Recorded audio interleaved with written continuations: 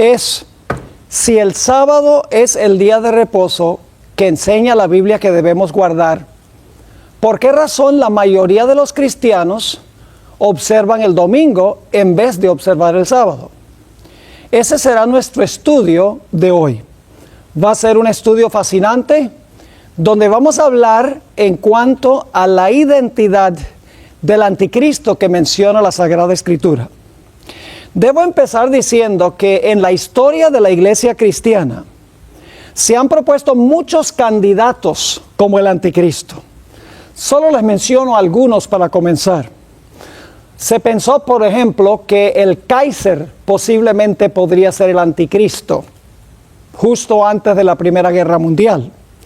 Luego se pensó que tal vez podría ser Benito Mussolini o Adolfo Hitler. Un poco más adelante se pensó que podría ser el Ayatollah Khomeini o posiblemente Yasser Arafat. Algunos pensaban que podría ser Henry Kissinger y más recientemente Saddam Hussein. Y por lo menos una persona hoy en día me dijo que pensaba que posiblemente el anticristo sería el presidente Barack Obama. Resulta obvio, mis queridos amigos, que ninguno de estos candidatos es el cumplimiento de las profecías en cuanto al anticristo. Estas personas lo que están haciendo es adivinar, conjeturar, cada vez que se levanta una persona que posiblemente cuadra con alguna característica que ellos piensan que cumple esta profecía, inmediatamente candidatizan a esa persona. Pero en realidad no necesitamos adivinar ni especular.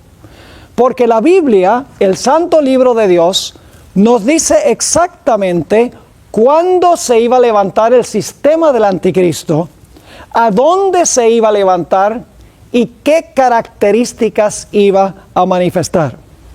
En esta presentación no vamos a adivinar.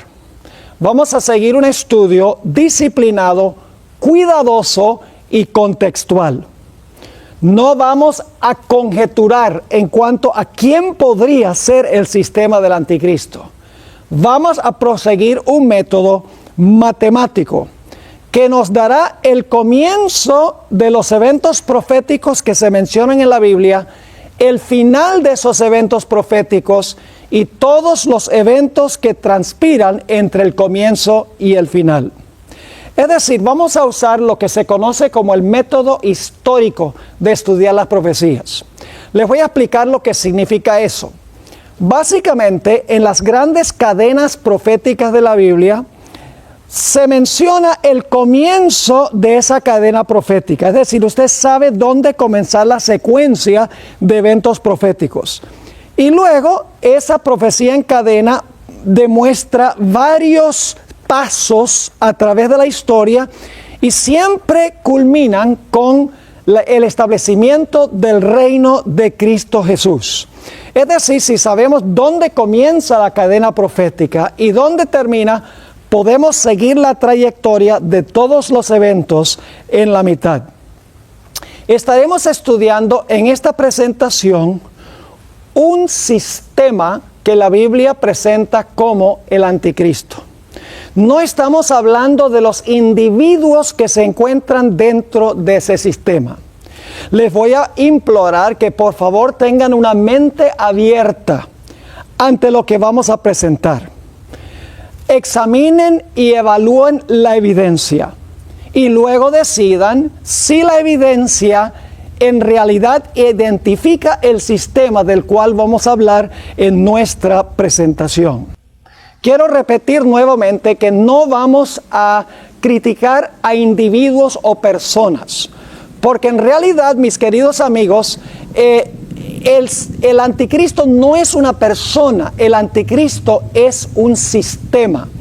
Ahora, dentro de ese sistema hay muchos cristianos sinceros que aman a Dios, que en realidad sirven a Dios lo mejor que pueden de acuerdo al conocimiento que tienen. Y claro, cuando esas personas escuchan la evidencia que vamos a estudiar, van a decir, no puedo permanecer dentro de este sistema, porque en realidad mi corazón está con el Señor. Así que por favor no se sientan aludidos personalmente. No estoy hablando de usted como persona. Vamos a tratar sistemas que mencionan las profecías bíblicas.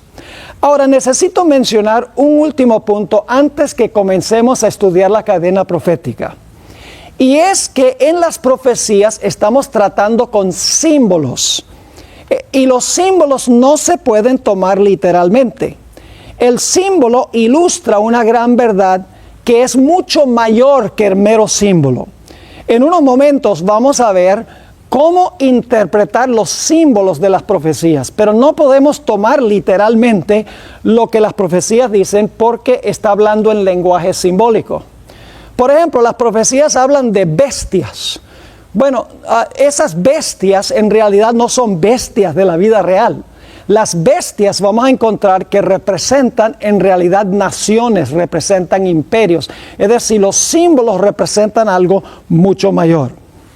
Ahora, la profecía que vamos a estudiar hoy es la de Daniel, el capítulo 7. Y un poco más adelante vamos a estudiar la profecía paralela de Apocalipsis, el capítulo 13. Vamos a empezar entonces nuestro estudio en el libro de Daniel, el capítulo 7, y vamos a leer el versículo 1 y el versículo 2. Dice allí: en el primer año de Belsasar, rey de Babilonia, tuvo Daniel un sueño y visiones de su cabeza mientras estaba en su lecho. Esto es lo que se llama un sueño profético. No es como los sueños nuestros que tal vez soñamos porque comimos mucha pizza el día anterior. En realidad este es un sueño profético inspirado por el Espíritu Santo. Sigue diciendo: luego escribió el sueño. Daniel escribió el sueño y relató lo principal del asunto. Daniel dijo: miraba yo en mi visión de noche, y he aquí que los 4 vientos del cielo combatían en el gran mar. Ahora, no tomen literalmente eso, que los vientos están combatiendo el mar. Porque en la Biblia vientos son simbólicos y el mar también es simbólico. Vamos a ver lo que representa el mar según la Sagrada Escritura. Encontramos en Isaías 17 y el versículo 12 lo que representa el símbolo de las aguas del mar. Dice allí en Isaías 17 y el versículo 12: hay multitud de muchos pueblos que harán ruido como estruendo del mar. Fíjense entonces, el estruendo del mar se compara con muchos pueblos o con multitud de pueblos. Y luego la segunda parte del versículo amplía este pensamiento cuando dice: y murmullo de naciones que harán alboroto como bramido de muchas aguas. Así que el murmullo de las naciones se compara con el bramido de muchas aguas. Es decir, cuando encontramos en las profecías mar o aguas, significa que representan naciones o pueblos. Y cuando los vientos están combatiendo sobre el mar, hay olas grandes, significa que estas naciones se están levantando en medio de guerras, se están levantando en medio de conflictos. Así que ustedes pueden imaginarse, aquí a Daniel está soñando esto y ve el mar y ve los vientos combatiendo contra el mar. Es decir, las naciones están en guerra, tratando una de sobreponerse a la otra. Y luego vamos a ver lo que vio Daniel salir de en medio del mar. En Daniel 7 y el versículo 3 nos dice: y 4 bestias grandes, diferentes la una de la otra, subían del mar. Es decir, el mar está combatiendo con los vientos, las naciones están en son de guerra y se levantan de allí 4 bestias, cada una diferente a la otra, una bestia después de otra.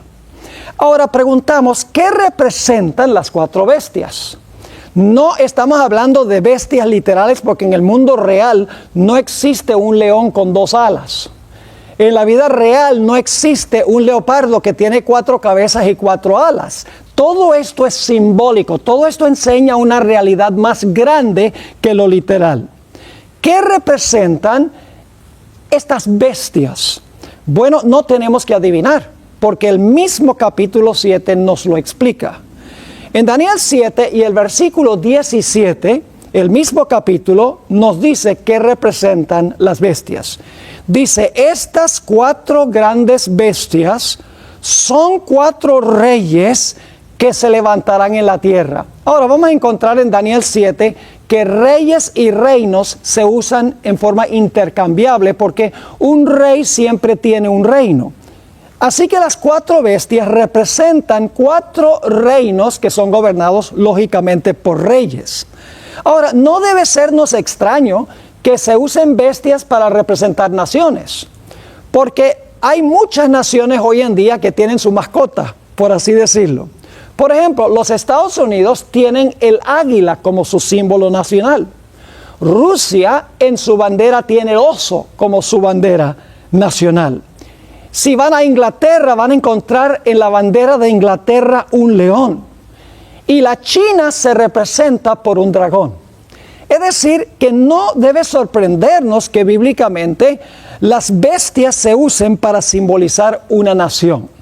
Así que las 4 bestias representan 4 naciones consecutivas que se levantan en medio del combate y las guerras del mundo antiguo. Ahora vamos a ver cuáles eran esas 4 bestias. La primera bestia se menciona en Daniel 7 y el versículo 4. Dice aquí Daniel, la primera era como león y tenía alas de águila. Yo estaba mirando hasta que sus alas fueron arrancadas y fue levantada del suelo y se puso enhiesta sobre los pies a manera de hombre y le fue dado corazón de hombre. La pregunta clave es, ¿qué representa el león? No cabe duda que el león representa el reino en el cual vivía Daniel. Daniel vivía en el reino de Babilonia. No es coincidencia que cuando Nabucodonosor construyó la ciudad de Babilonia, en muchas de las entradas principales, Nabucodonosor colocó esfinges de leones. Y la Biblia explícitamente en Jeremías 51 y el versículo 38 se refiere a Babilonia como un león. Es decir, la Biblia misma compara a Babilonia con un león. Así que la primera bestia representa el imperio de Babilonia, el imperio en el cual vivía Daniel. Así que fíjense que la cadena profética comienza con el reino en que vivía el profeta. Tenemos un punto de comienzo, un punto de referencia para todo lo demás que viene en este capítulo y en otras profecías que vamos a estudiar. Ahora, debo decir que cuando esto dice que le fueron arrancadas las alas, significa que ahora el león va a dejar de conquistar, el león va a perder su poderío. Y en vez de tener un corazón de león que representa valentía, dice que le es arrancado el corazón de león y ahora tiene corazón de hombre. Es decir, es un reino que se va a debilitar y va a perder su poder. Luego encontramos que Daniel ve a otra bestia levantarse después del león. Se encuentra en Daniel el capítulo 7 y el versículo 5. Dice allí, y he aquí otra segunda bestia, semejante a un oso, la cual se alzaba de un costado más que del otro. Es decir, en un lado el oso era más alto que en el otro lado. Y luego dice, y tenía en su boca 3 costillas entre los dientes. Obviamente las costillas son costillas de león que se comió el oso. Así que dice, tenía en su boca 3 costillas entre los dientes y le fue dicho así, levántate, devora mucha carne. Ahora, ¿qué representa el oso? No tenemos que adivinar. El siguiente reino después de Babilonia fueron los medos y los persas. Ni siquiera tenemos que ir a los libros de historia para saber eso. Porque el mismo libro de Daniel, en el capítulo 5, nos dice que la noche que cayó Babilonia, escribió un dedo sobre la pared, Mene, Mene, Tekel, Uparsin. Dios dijo, el reino de Babilonia iba a ser rematado y entregado a los medos y a los persas. Ahora, la razón por la cual el león estaba más alto en un lado que en otro es porque finalmente los persas tomaron la predominancia en esta unión entre los medos y los persas. Después de los primeros dos reyes, ya los medos desaparecieron de la secuencia histórica y ahora todos los reyes eran persas. Por eso es que un lado del oso era más alto que el otro lado del oso. Y las tres costillas en la boca del oso que destruyó al león representan las tres provincias del reino de Babilonia que conquistó Medo-Persia. Esas tres provincias eran Lidia, Egipto y lógicamente la ciudad de Babilonia. Es decir, el segundo reino representa el reino que conquistó el reino en el cual vivía Daniel, los medos y los persas. Pero la historia no termina allí, porque tenemos una tercera bestia que se levanta en medio del combate y las guerras de la antigüedad. Esa bestia es un leopardo. Vamos a leer en cuanto a esto en Daniel 7 y el versículo 6. Dice: después de esto miré, y he aquí otra, semejante a un leopardo, con 4 alas de ave en sus espaldas. Tenía también esta bestia 4 cabezas, y le fue dado dominio. Tenemos varios símbolos aquí en este versículo. Tenemos en primer lugar un leopardo. Ustedes saben que el leopardo es un animal muy veloz. Pero fíjense que este leopardo, a pesar de que es veloz, tiene 4 alas que hacen que sea más veloz todavía, porque vuela como un ave. Es decir, este es un reino que iba a conquistar rápidamente.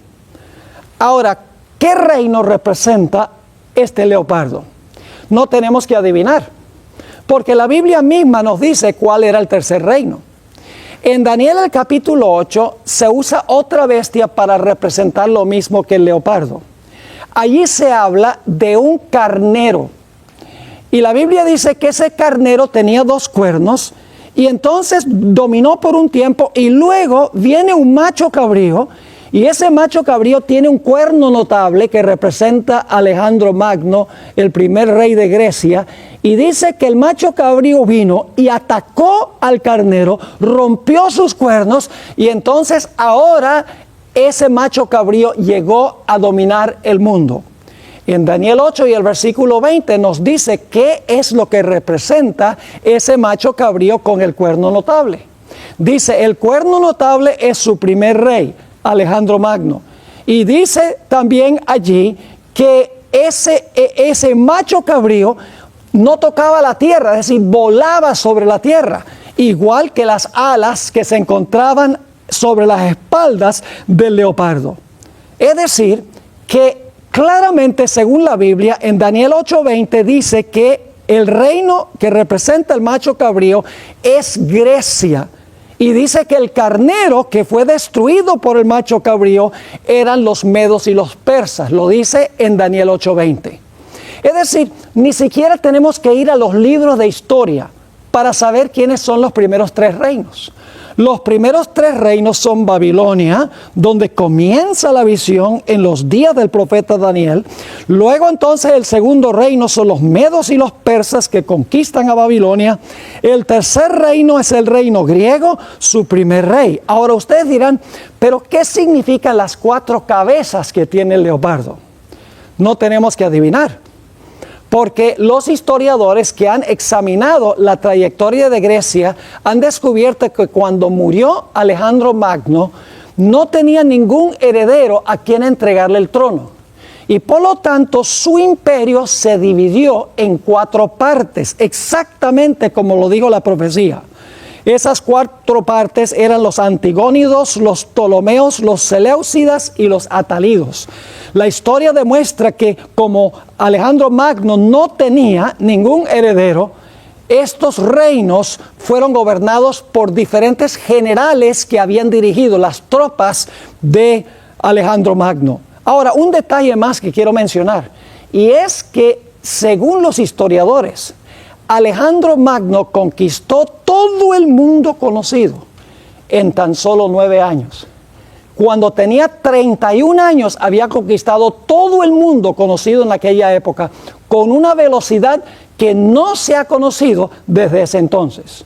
Por eso es que Grecia se representa por un leopardo que tiene alas, y en el capítulo 8 se representa por un macho cabrío que está volando tan rápido que ni siquiera está tocando la tierra. Es decir, la tercera bestia cumplió exactamente la profecía, como lo dice Daniel el capítulo 7. Pero la tercera bestia no es la última. Hay una cuarta bestia. Se menciona en Daniel 7 y el versículo 7. Dice allí: después de esto miraba yo en las visiones de la noche, y he aquí la cuarta bestia, espantosa y terrible, y en gran manera fuerte, la cual tenía unos dientes grandes de hierro, devoraba y desmenuzaba, y las sobras hollaba con sus pies, y era muy diferente de todas las bestias que vi antes de ella, y tenía 10 cuernos. Ahora, fíjense entonces que tenemos una cuarta bestia. Es la más terrible de todas las 4 bestias. Dice aquí que devoraba, desmenuzaba, hollaba las sobras con sus pies. Mejor dicho, acababa con todo lo que conseguía en su camino. Tenía unos grandes dientes de hierro. Y dice que esta bestia espantosa y terrible, que en realidad es un dragón, tenía sobre su cabeza 10 cuernos. Pero la visión no termina allí. La Biblia nos dice que inmediatamente después de Daniel ver este dragón con 10 cuernos en la cabeza, transpira otro evento. Dice en Daniel 7 y el versículo 8, el siguiente versículo, lo siguiente: mientras yo contemplaba los cuernos, he aquí que otro cuerno pequeño salía entre ellos. Es decir, sale un cuerno pequeño entre los 10. Delante de él fueron arrancados 3 cuernos de los primeros. Ahora visualicen esto. El dragón tiene 10 cuernos y ahora sale un cuerno pequeño entre los 10 y arranca a 3 de los 10. Y luego sigue diciendo: y he aquí que este cuerno tenía ojos como de hombre y una boca que hablaba grandes cosas. Entonces fíjense qué interesante esto. El cuarto reino es el más terrible de todos. Tiene 10 cuernos sobre la cabeza y en medio de los 10 sale un cuerno pequeño. Ahora, lo que quiero que notemos, y esto es muy importante, es que esta cuarta bestia tiene 3 etapas consecutivas de dominio. Posiblemente ya captaron cuáles son las 3 etapas, pero vamos a recalcar y a entender que hay 3 etapas de esta cuarta bestia en Daniel 7. Vamos a Daniel 7, 23 y 24, a donde se explica un poco más esta cuarta bestia y los 10 cuernos y el cuerno pequeño. Dice allí en Daniel 7:23, dijo así: la cuarta bestia será un cuarto reino en la tierra. Ahora sabemos que la cuarta bestia es un cuarto reino. Ahora yo pregunto, ¿cuál debe ser ese cuarto reino? Bueno, lo único que tenemos que hacer es mirar la historia y también lo que dice la Biblia. La Biblia nos dice claramente que después de Babilonia vinieron los medos y los persas. Después de los medos y persas vinieron los griegos. Y en los días de Jesús, el imperio que estaba gobernando el mundo era el imperio romano. Así que de los mismos evangelios sabemos que Roma es el cuarto reino, porque Roma es el reino que estaba gobernando en los días del Señor Jesucristo. Es decir, el cuarto imperio es el imperio romano. Ahora fíjense entonces, dice así: la cuarta bestia será un cuarto reino en la tierra, el imperio romano, el cual será diferente de todos los otros reinos, y a toda la tierra devorará, trillará y despedazará. Y ahora viene un detalle clave. Si ustedes leen solamente el versículo 8, donde dice que el dragón tenía 10 cuernos, podrían pensar que cuando esta bestia se levantó ya tenía los 10 cuernos. Pero en la explicación se nos dice que cuando la bestia gobernó, al principio no tenía los 10 cuernos. Gobernó por un tiempo y luego le salieron los 10. Fíjense lo que dice en el versículo 24. Y los 10 cuernos significan que de aquel reino se levantarán 10 reyes o reinos. Ahora fíjense, para poderse levantar de aquel reino, para levantarse del cuarto reino, el cuarto reino ya tenía que existir. Es decir, la primera etapa es la cuarta bestia gobernando por un tiempo sola. Es el Imperio Romano unido, sin divisiones. Después de un tiempo, dice que de ese reino romano, entonces le salen 10 cuernos, que dicho sea de paso, representan las divisiones del Imperio Romano, porque el Imperio Romano, como resultado de las invasiones de las tribus bárbaras del norte del imperio, el imperio se dividió en 10 segmentos, en 10 partes. Y hoy en día los países europeos son el resultado o el fruto de las invasiones de las tribus bárbaras que se parcelaron el Imperio Romano. Es decir, el Imperio Romano todavía existía, pero existía en un estado dividido en 10 reinos. Así que dice en el versículo 24, y los 10 cuernos significan que de aquel reino se levantarán 10 reyes o reinos, y ahora fíjense, y tras ellos, tras los 10, es decir, después de los 10, se levantará otro, el cual será diferente de los primeros, y a 3 reyes derribará. Así que fíjense cuáles son las 3 etapas de la cuarta bestia. La cuarta bestia gobernando sola. El Imperio Romano unido sin divisiones.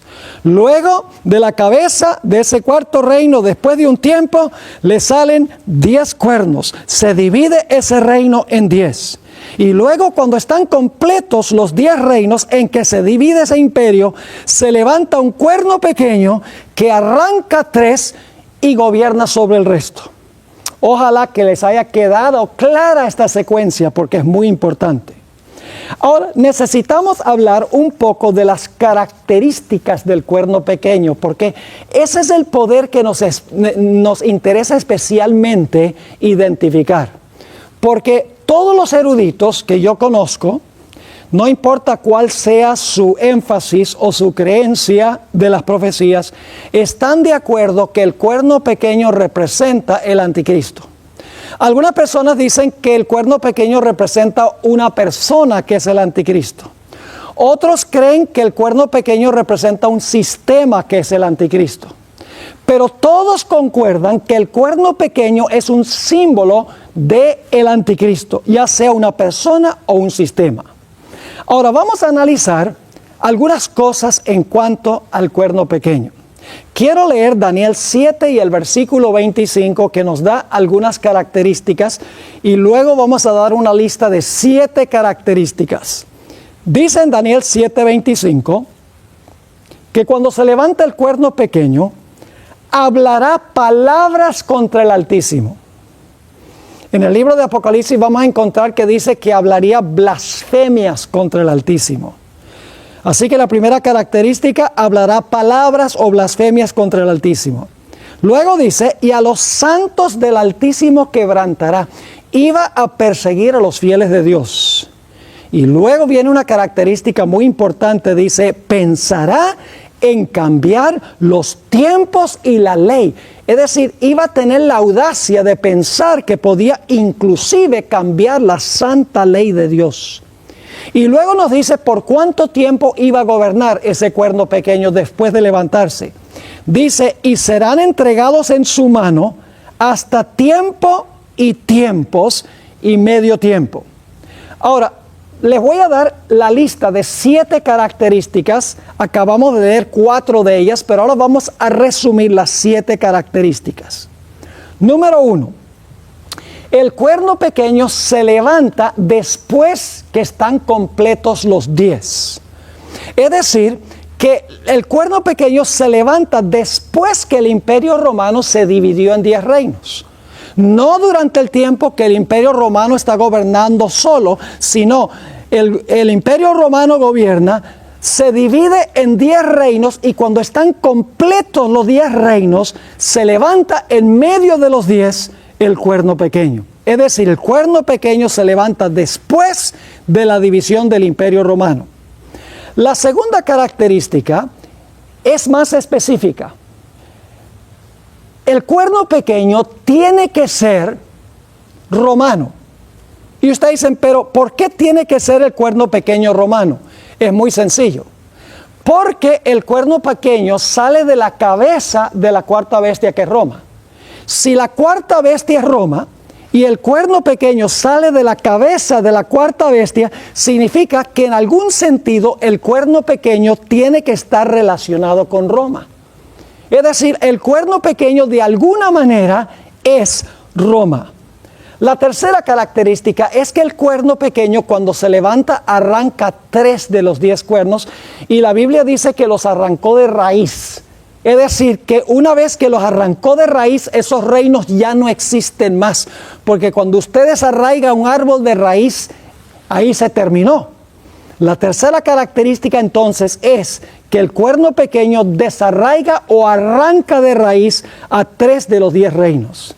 La cuarta característica ya la vimos, está en Daniel 7:25, dice que iba a hablar grandes palabras y blasfemias contra el Altísimo. La quinta característica es que persigue a los santos del Altísimo. La sexta característica es que piensa que puede cambiar inclusive la santa ley de Dios. Y la última característica que vamos a analizar, en realidad tengo 15, pero solamente voy a presentar 7 por la premura del tiempo. La última característica es que este cuerno pequeño gobierna por tiempo, tiempos y la mitad de un tiempo. Y claro, se preguntarán muchos, ¿qué significa eso? Tiempo, tiempos, la mitad de un tiempo. Eso lo vamos a especificar cuando analicemos el cumplimiento de estas características. Ahora, lo que les voy a decir a continuación posiblemente sorprenda a algunos.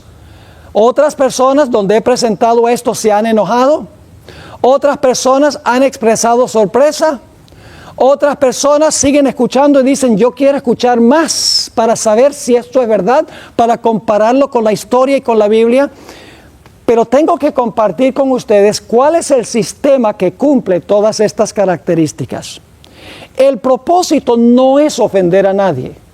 Espero que no apaguen el DVD player, porque es importante que escuchen todo el cumplimiento de las características antes de tomar una decisión. Recuerden que estamos hablando de un sistema, no estamos hablando de individuos en ese sistema. En el sistema hay millones de personas que aman de todo corazón a Dios. Les sirven con toda su alma y no conocen nada de lo que yo estoy compartiendo en esta presentación. Así que mi propósito no es ofender a nadie. No es que quiero que alguien se enoje conmigo. Voy a ser lo más cortés y lo más amable que yo pueda en decir esto. Les voy a decir qué sistema representa esto y luego vamos a analizar cada una de las características. Mis queridos amigos, hay un solo poder en el mundo que cuadra con todas las características que he mencionado al pie de la letra. Y es el papado católico romano. Recuerden que no estoy hablando de los miembros de la Iglesia Católica Romana. Estoy hablando del sistema católico romano. Estoy hablando del papado, no de los individuos que van a la iglesia con toda sinceridad sirven a Dios. Ahora vamos a mirar las 7 características para ver cómo se cumplen en Roma papal.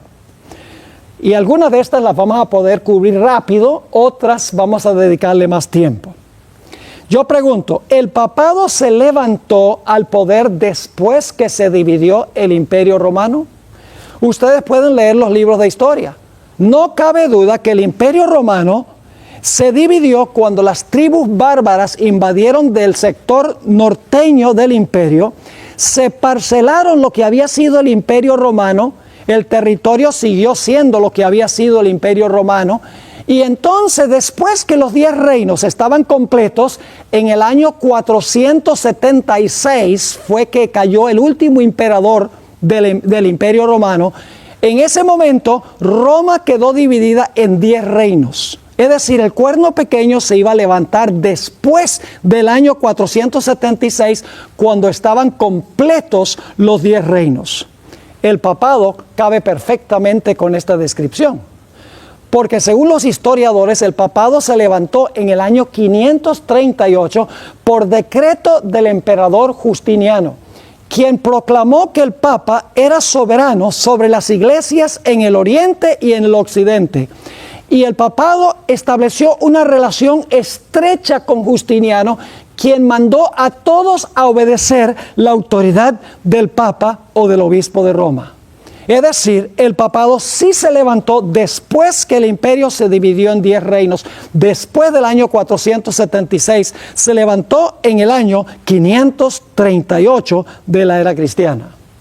La segunda característica es que el cuerno pequeño tiene que tener alguna relación con Roma, porque el cuerno pequeño sale de la cabeza de la cuarta bestia, que es Roma. Ahora yo pregunto, ¿el sistema papal es romano? Ustedes saben que sí. La localidad geográfica del papado es en la ciudad de Roma. Además de eso, el idioma que se habla oficial es romano. Los números que usan son números romanos. El territorio sobre el cual en el cual está es Roma, y su organización es igual a la organización que existía antes en el Imperio Romano. No cabe duda que a este poder el cuerno pequeño es romano. Es más, ¿cómo se llama esta iglesia? Se llama la Iglesia Católica Apostólica, ¿qué? Romana. Así que esto cumple la característica que el cuerno pequeño tenía que ser romano. El papado es un sistema romano. La tercera característica es que podemos ver en la historia que de los 10 reinos de Europa había 3 que eran heréticos, es decir, 3 que no estaban en armonía con las enseñanzas de la iglesia. Habían adoptado una teología falsa de un personaje llamado Arrio. Estaban enseñando que Jesús era un ser creado. Y el Papa apeló a los gobernantes civiles para que les ayudaran a desarraigar a estas divisiones o a estas naciones que no concordaban con las enseñanzas de la iglesia. Y así fue que en el año 493, el papado, influyendo sobre el poder civil, se arrancó el primer reino, el reino de los érulos. Y luego entonces en el año 534, por influencia del papado sobre el poder civil, cayeron los vándalos. Y finalmente en el año 538 cayeron los ostrogodos. Es decir, estos 3 reinos fueron arrancados por la influencia del papado sobre los poderes civiles para acabar con estos 3 reinos. Y debo decirles algo. En Europa hoy no hay ninguna nación que desciende de estos reinos. Estos reinos fueron arrancados de raíz y no tienen ningún reino hoy que desciende de ellos. Así que el papado cuadra perfectamente con las primeras 3 características. Se levantó después que estaban completos los 10. Se levantó en medio de los 10, de las divisiones de Europa Occidental. Además de eso, es un poder romano, y también arrancó a 3 de los 10 cuernos que tenía la cabeza del dragón.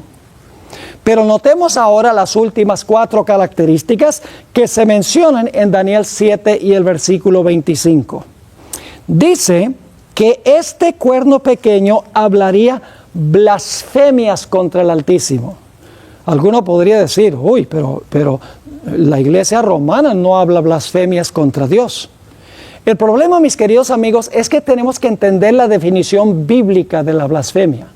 Hoy en día, cuando se dice que alguien es blasfemo, la gente piensa que se refiere a un ateo que alza la mano y desafía a Dios y dice, muéstrame si tú existes o no. Es decir, un blasfemo, según se concibe, es una persona irreverente que desafía a Dios. Pero esa no es la definición de la Biblia. Recuerden que la Biblia dice que el cuerno pequeño iba a hablar blasfemias. Así que hay que permitir que la Biblia nos explique qué es blasfemia. Ahora, según la Biblia, ¿qué es blasfemia?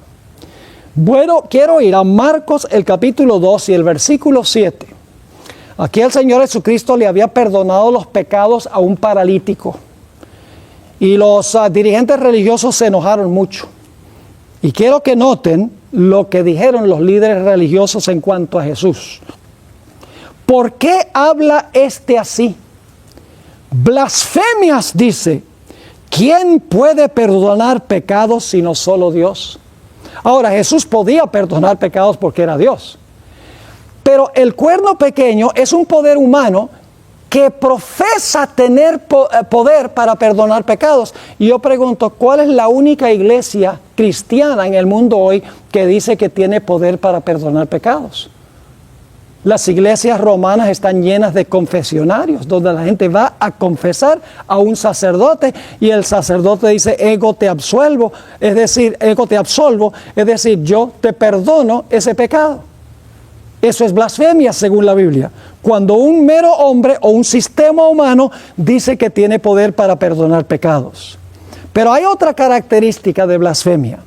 Juan 10 y el versículo 30 al 33, Jesús hizo una declaración un tanto revolucionaria que enojó a los líderes religiosos. Dijo Jesús, yo y el Padre uno somos. Entonces los judíos volvieron a tomar piedras para apedrearle. Jesús le respondió, muchas buenas obras os he mostrado de mi Padre. ¿Por cuál de ellas me apedreáis? Es decir, ¿por qué ustedes me van a apedrear?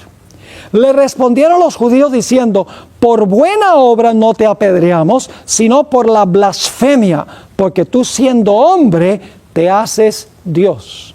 Fíjense qué interesante. Un sistema que dice que tiene Dios o al representante de Dios o el que ocupa el lugar de Dios en la tierra, está cometiendo blasfemia.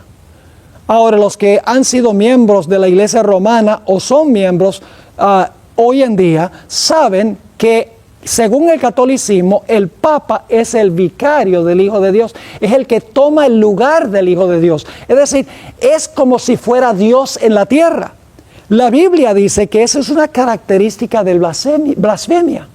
Así que esta característica de que el cuerno pequeño iba a hablar blasfemia se cumple perfectamente en el papado.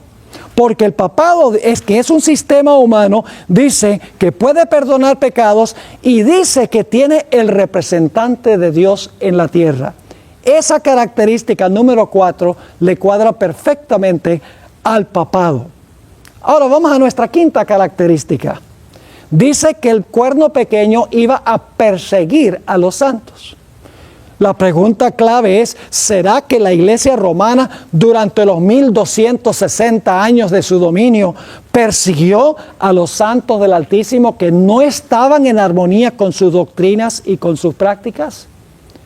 Mis queridos amigos, la historia no se puede borrar. Posiblemente la mayoría han escuchado hablar del santo oficio de la Inquisición. Miles, si no millones de personas murieron como consecuencia de la obra de la Inquisición. Básicamente la Inquisición era un tribunal eclesiástico donde se traían personas que eran acusadas de herejía. Si se descubría que eran herejes, eran entregados al poder civil para que el poder civil o los torturara y cambiaran de parecer, y si no se arrepentían, entonces eran muertos. Es interesante que el Papa Juan Pablo II escribió un largo documento pidiéndole perdón a los protestantes por todas las atrocidades que cometió el papado durante el tiempo de su dominio. Y recientemente Francisco I visitó la iglesia de los valdenses en Torre Pellice, en el norte de Italia. Los valdenses eran perseguidos mordazmente por la iglesia romana durante los 1260 años. Y el Papa Francisco I entró en ese templo, la sede de los valdenses, y les pidió perdón por las persecuciones de la iglesia romana en contra de los valdenses durante tantos años. Si ustedes quieren leer una obra muy interesante, Juan Antonio Llorente quien era un individuo que trabajaba en la Inquisición en España a fines de los años 1700, escribió una obra sobre la Inquisición en España. Y ahí describe abiertamente los centenares de miles de personas que fueron muertas por la Inquisición, nada más porque la gente no estaba de acuerdo con las enseñanzas de la Iglesia romana. Hace unos años tuve el privilegio de visitar la ciudad de Lima, Perú. Siempre había querido visitar un lugar específico allí en la ciudad de Lima. Había querido visitar el Palacio de la Inquisición. En realidad la Inquisición funcionó en 3 países latinoamericanos. Funcionó en Colombia, en Perú y en México.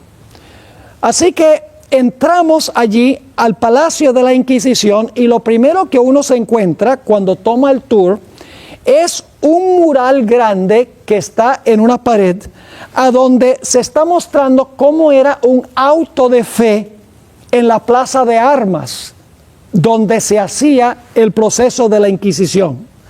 Después de explicar ese mural grande donde había un individuo en una estaca amarrado a donde le pusieron leña y lo iban a incinerar, lo iban a quemar vivo por herejía, ese guía turístico nos llevó a la cámara de la tortura.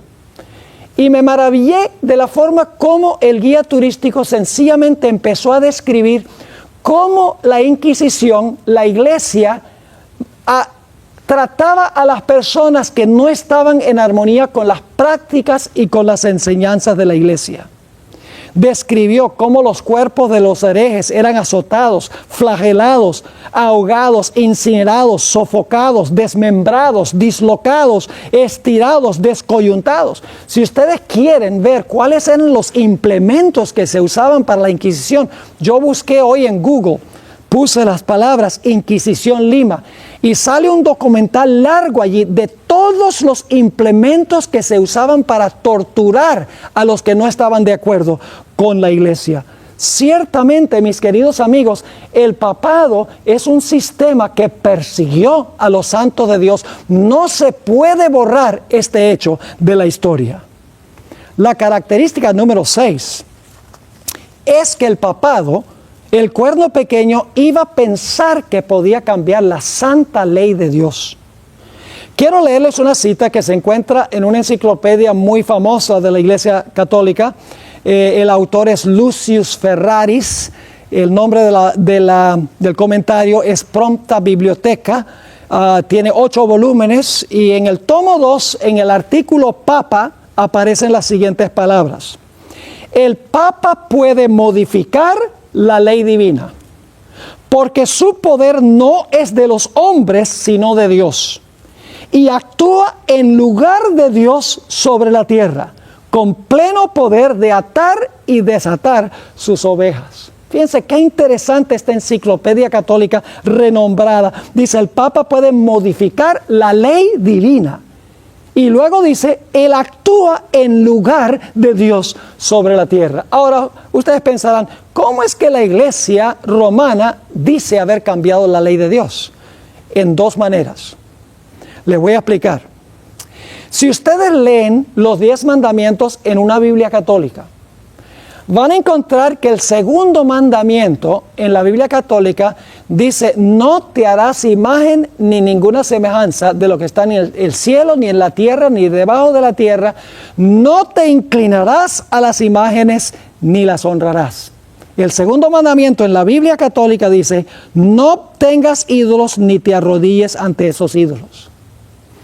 Pero cuando ustedes van a los catecismos de la Iglesia Católica, que es donde se enseña la doctrina a las personas que se van a unir a la Iglesia, los niños que van a hacer la primera comunión después de estudiar el catecismo, si van a los catecismos van a encontrar que ese mandamiento no está. Ese mandamiento está ausente de los catecismos, aunque está en la Biblia Católica. Ahora, cuando usted saca el segundo mandamiento que dice que no se deben adorar imágenes, tiene un problema. Porque si saca uno, queda con 9. Pero la Biblia dice que son 10 mandamientos, no 9. Así que, ¿qué fue lo que hizo el papado? Como sacó el segundo de los catecismos, entonces divide el 10º mandamiento en 2. El 10º mandamiento dice, no codiciarás los bienes de tu prójimo ni la mujer de tu prójimo. Pero la Iglesia Católica dice, no, esos son 2 mandamientos. Uno, no codiciarás los bienes de tu prójimo, y luego el 10º, no codiciarás la mujer de tu prójimo. Pero mis queridos amigos, codicia es codicia. Es un solo mandamiento, el mandamiento de la codicia. Pero como los catecismos sacan el segundo, terminan con 9 y por lo tanto dicen hay que dividir el 10º en 2. En ese sentido, la Iglesia romana cambió la ley de Dios por esconder el hecho de que Dios prohíbe que la gente haga imágenes y que se incline ante esas imágenes. Podemos entender por qué la Iglesia Católica no ha incluido eso en los catecismos. Es porque las iglesias católicas están llenas de imágenes y la gente se inclina ante esas imágenes. Pero ese no es el cambio más grande.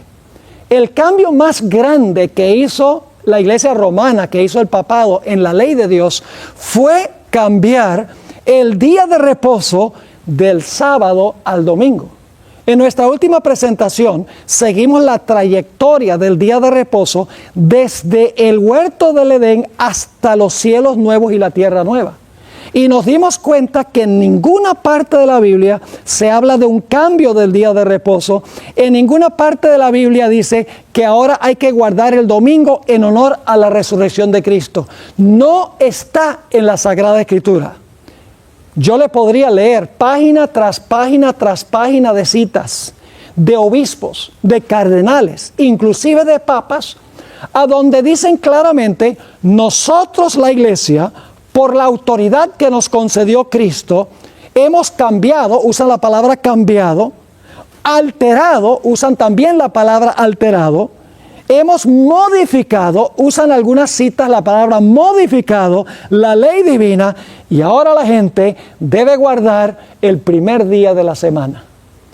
Mientras que el 4º mandamiento dice, 6 días trabajarás y harás toda tu obra, mas el 7º día es sábado de Jehová tu Dios.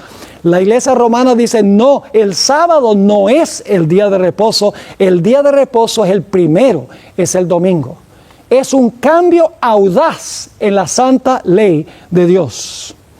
La última característica que queremos tratar es el tiempo que gobernó el cuerno pequeño. Dice que gobernó tiempo, tiempos y la mitad de un tiempo. Ahora usted dice, ¿qué es eso de tiempo, tiempos y la mitad de un tiempo? Nosotros no hablamos así hoy. Bueno, en la Biblia la palabra tiempo se usa para referirse a años. Por ejemplo, en Daniel el capítulo 4, el rey Nabucodonosor dice que enloqueció por 7 tiempos. Pensaba que era un animal por 7 tiempos. Quiere decir que 7 años pasaron con la locura de Nabucodonosor. Es decir, la palabra tiempo significa año. Tiempo es un año. Tiempos, que es el dual en hebreo, cuando no tiene un número calificativo y usa tiempos en plural, significa 2. Tiempo 1, tiempos 2 son 3, más medio tiempo, medio año, son 3 años y medio.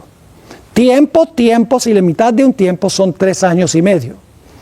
Ahora, en la Biblia, el año bíblico tiene 360 días.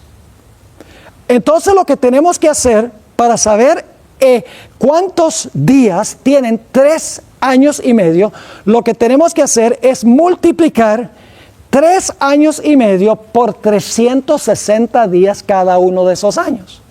Y lo que sucede es cuando multiplicamos 3 y medio por 360 días cada uno de esos años, el resultado son 1260 días que hay en 3 años y medio. Pero ahora escuchen bien, en las profecías, el tiempo no es literal, el tiempo es simbólico, como todo lo demás es simbólico, también los años son simbólicos, lo cual significa que 1260 días no son días literales, sino que son 1260 años. Es decir, el papado iba a gobernar desde que se levantó en el año 538 por un periodo de 1260 años. 3 años y medio multiplicado por 360 días cada uno de esos años da 1260 días, pero en las profecías días equivalen a años. Surge la pregunta, ¿será que el papado gobernó exactamente por 1260 años? Es extraordinario, ustedes pueden mirar los libros de historia. Se levantó en el año 538 con el decreto del emperador Justiniano. 1260 años más tarde, en 1798, el general Berthier, general de las tropas de Napoleón Bonaparte, entró en el Vaticano. Fue a la Capilla Sistina, a donde el Papa Pío VI estaba celebrando el aniversario de su coronación. Lo bajó del trono papal, le quitó la triple corona, la tiara, le quitó los anillos de los dedos, le quitó su bastón pastoral y le dijo, tu poder ha concluido. Y se lo llevaron prisionero y murió en exilio en 1799 en Francia. Es muy interesante este evento y vamos a analizar un poquito más de esto en el próximo segmento que vamos a estudiar, que es Apocalipsis, el capítulo 13. Así que todas las características cuadran perfectamente y se cumplen perfectamente en el papado. En primer lugar, el papado se levantó después que estaban los 10. Segundo lugar, es un poder romano. En tercer lugar, arrancó 3 reinos. En cuarto lugar, dice poder perdonar pecados y que tiene el representante de Dios en la tierra. En quinto lugar, persiguió a los santos del Altísimo. En sexto lugar, profesa haber cambiado la santa ley de Dios y finalmente gobernó exactamente 1260 años, tiempos y la mitad de un tiempo. Las características no mienten. Ahora, ojalá yo pudiera decirles algo diferente, porque yo sé que algunos a lo mejor se van a ofender. No es mi propósito ofenderles. Es mi propósito informarles, llevarles a estudiar y a analizar estas cosas por ustedes mismos para ver si la historia corrobora lo que yo estoy compartiendo. Ahora necesitamos ir a Apocalipsis 13, que es una profecía paralela a esta profecía que acabamos de mirar. Apocalipsis 13 y el versículo 1 y el versículo 2, vamos a encontrar inmediatamente la conexión con Daniel 7. Dice allí en Apocalipsis 13, 1 y 2, aquí está hablando ya Juan el apóstol, me paré sobre la arena del mar y vi subir del mar a una bestia que tenía 7 cabezas y 10 cuernos, y en sus cuernos 10 diademas, y sobre sus cabezas un nombre blasfemo. Ahora fíjense la conexión con Daniel 7. Y la bestia que vi era semejante a un leopardo, y sus pies como de oso, y su boca como boca de león, y el dragón le dio su poder y su trono y grande autoridad. Fíjense, en el versículo 2 están todas las bestias de Daniel 7, así que sabemos que hay una conexión entre Daniel 7 y Apocalipsis 13, pero hay una diferencia. Mientras que en Daniel 7 el orden de las bestias es león, oso, leopardo y dragón, en Apocalipsis el capítulo 13 el orden está invertido. El orden es dragón, leopardo, oso y león. Y la pregunta surge, ¿por qué es que Daniel tiene un orden mientras que Juan en Apocalipsis presenta otro orden? La razón es muy sencilla. Daniel está viviendo en el tiempo del león y está mirando hacia adelante. León, oso, leopardo y dragón. Juan está viviendo en el tiempo del dragón y está mirando hacia atrás. Dragón, leopardo, oso, león. Ahora fíjense entonces que hay una conexión entre Apocalipsis 13 y Daniel, el capítulo 7. Ahora, un punto que quiero recalcar es que el cuerno pequeño es lo mismo que la bestia. La bestia que se menciona aquí es lo mismo que el cuerno pequeño. Y ustedes dicen, ¿cómo sabe usted que la bestia y el cuerno pequeño son el mismo poder? Es muy sencillo. Encontramos en Daniel 7 cierta secuencia. León, oso, leopardo, dragón, 10 cuernos, cuerno pequeño. En Apocalipsis el capítulo 13 ya vimos que tenemos león, oso, leopardo, dragón, El capítulo 12 dice que el dragón tiene 10 cuernos y luego viene la bestia. Es decir, en la secuencia de las naciones, la bestia está en el mismo lugar que el cuerno pequeño. Por la secuencia podemos saber que el cuerno pequeño y la bestia representan el mismo poder. Pero no solo podemos saberlo por la secuencia de los reinos, porque tenemos león, oso, leopardo, dragón, 10 cuernos, cuerno pequeño, león, oso, leopardo, dragón, 10 cuernos, bestia. No solo están en el mismo lugar, sino que también tienen las mismas características. Note lo que dice Apocalipsis 13 y el versículo 7. Apocalipsis 13, 7 sobre la bestia ahora. Vamos a ver si la bestia hace lo mismo que el cuerno pequeño.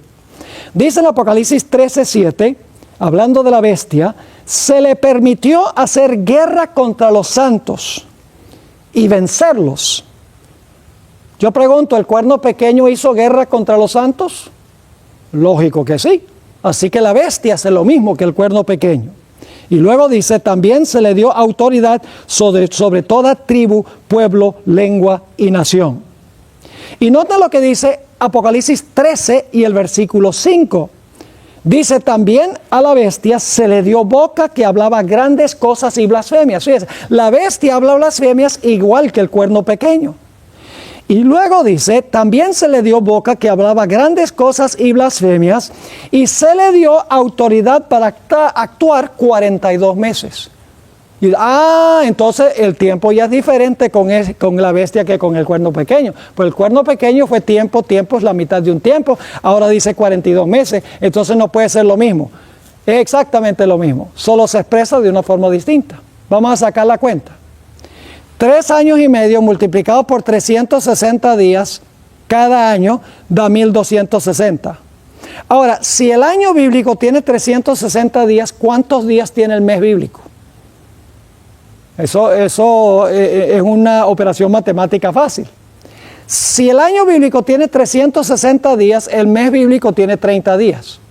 Así que lo único que tenemos que hacer es multiplicar 42 meses que gobierna la bestia, 42 meses, y lo multiplicamos por 30 días cada uno de esos meses. Ahora, si ustedes multiplican 42 meses por 30 días cada mes, el resultado son 1260. Es el mismo periodo. Así que el cuerno pequeño es lo mismo que la bestia. Y hay una razón por la cual estoy recalcando y enfatizando ese punto. Ustedes se van a dar cuenta por qué razón. La razón, mis queridos amigos, es que Apocalipsis 13 le añade una última etapa a esta cuarta bestia, que no se encuentra explícitamente en Daniel 7. Vamos a Apocalipsis, el capítulo 13 y el versículo 10, y vamos a encontrar que cuando terminan los 1260 años del cuerno pequeño o de la bestia, algo sucede con la bestia.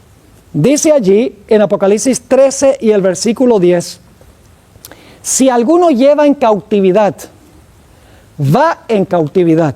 ¿Sí? El cuerno pequeño y la bestia llevaba cautiva a la gente, dice, este sistema ahora va a ir cautivo.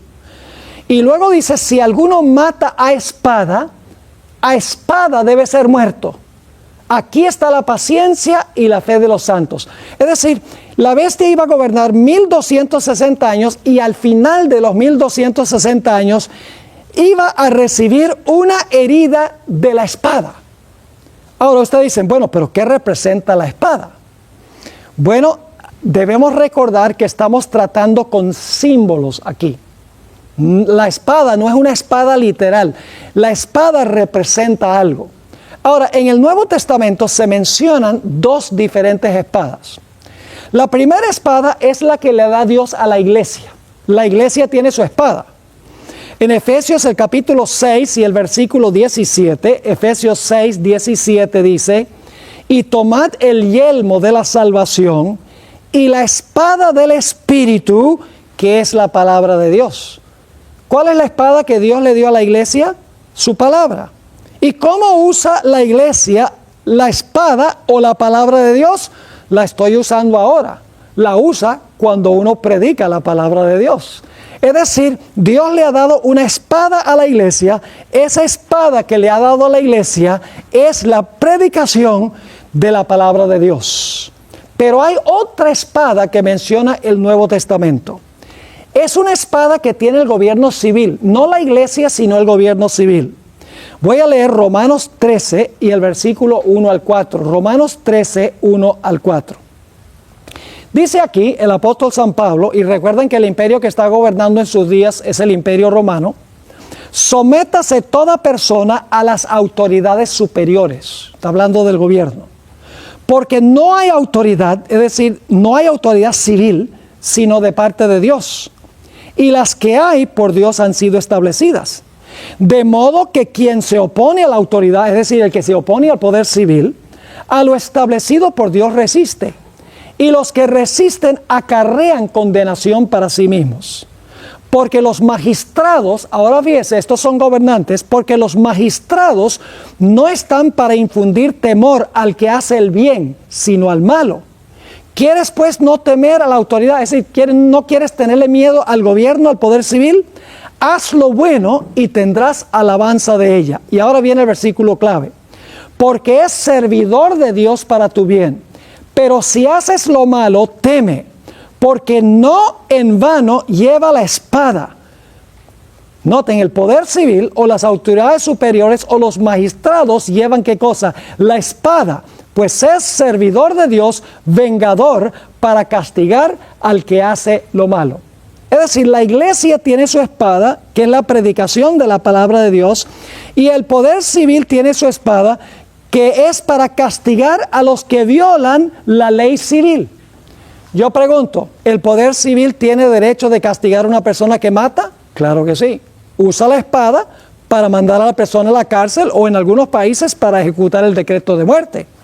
Yo pregunto, ¿el poder civil tiene derecho de castigar con la espada, por así decirlo, a aquellas personas que roban? Lógico que sí. ¿El poder civil tiene derecho de castigar a personas que abusan de sus padres? Lógicamente que sí. ¿El gobierno tiene derecho de castigar a personas que hablan falso testimonio contra otros? Sí, lo puede uno llevar al tribunal. Es decir, la espada que Dios le dio al poder civil es para castigar violaciones del Código Civil para preservar el orden social. Pero Dios no le dio al poder civil la espada de la iglesia, que es la palabra de Dios. No le dio, en otras palabras, asuntos religiosos al poder civil, sino gobernar en asuntos solamente civiles. Así que nos dice que cuando concluyeron los 1260 años de dominio del papado, la Biblia nos dice que la espada le dio una herida mortal al papado. Es decir, el poder civil usó su espada para castigar al papado. Y eso fue exactamente lo que sucedió en 1798. El gobierno francés dijo, ya no vamos a dejar que tú nos uses más, ya no vamos a permitir que la iglesia use el poder civil para cumplir sus propósitos. Y el poder civil le quitó al papado la espada de la mano y le dio su herida mortal. Ahora surge la pregunta, ok, el papado recibió una herida mortal en el año 1798. ¿Significa esto que es el fin de la historia del poder papal? No, porque Apocalipsis 13 nos dice que este poder va a tener otra etapa de dominio. Es la cuarta etapa de la cuarta bestia. Quiero que tengan en claro esto. El imperio romano gobernando solo primero. Luego el imperio romano se dividió en 10 reinos. Luego entonces, en medio de los 10 reinos, se levanta el cuerno pequeño, Roma papal. Gobierna por 1260 años. Cuando llega al final los 1260 años, en el año 1798, se le quita la espada y la espada del poder civil le da la herida mortal al poder papal. Y por un tiempo, el papado está sufriendo, está inactivo porque tiene una herida mortal. Pero la Biblia nos dice que habrá una cuarta etapa porque este cuerno pequeño o esta bestia va a resucitar de su herida mortal. Noten lo que dice Apocalipsis 13 y el versículo 3.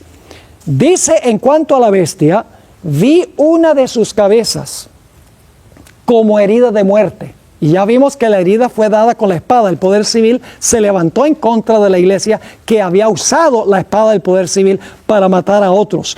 Dice, vi una de sus cabezas como herida de muerte. Pero, aquí viene la cuarta etapa, su herida mortal fue sanada. Es decir, la herida mortal no es el fin del poder papal. Dice, su herida mortal fue sanada y se maravilló toda la tierra en pos de la bestia. Todo el mundo se va a maravillar en pos de este sistema, porque su herida mortal se le va a sanar. Es decir, la espada que se le quitó se le va a devolver. Y claro, uno pregunta, bueno, ¿y qué país del mundo le va a devolver el poder a este sistema que fue tan despótico en el pasado? Bueno, la respuesta es bien sorpresiva. En Apocalipsis 13:11, el siguiente versículo después de la herida mortal, dice después, es decir, después de la herida mortal, vi otra bestia que subía de la tierra y tenía 2 cuernos semejantes a los de un cordero, pero hablaba como un dragón. Es decir, cae la primera bestia, recibe la herida mortal con la espada, se le quita la capacidad de usar los poderes civiles, porque ahora el Papa es llevado cautivo y se establecen gobiernos democráticos donde la iglesia no puede usar el poder civil. Y este sistema está inerte por un tiempo con una herida mortal, pero dice que la herida mortal se le va a sanar. Y lo interesante es que el poder que va a sanar la herida es esta bestia que se levanta de la tierra. Ahora vamos a identificar a esta bestia que se levanta de la tierra. ¿Qué potencia podría representar esta bestia? Tiene que ser una nación, porque bestias representan naciones o representan imperios. Vamos a anotar las características. En primer lugar, esta bestia se levanta de la tierra cuando cae la primera bestia con su herida mortal. La herida mortal fue en 1798, eso significa que este poder tiene que levantarse alrededor del año 1798, cuando la primera bestia recibió su herida mortal. En segundo lugar, esta bestia se levanta en otro lugar diferente. Las bestias de Daniel 7 se levantaron del mar. El mar representa donde hay muchedumbres de personas.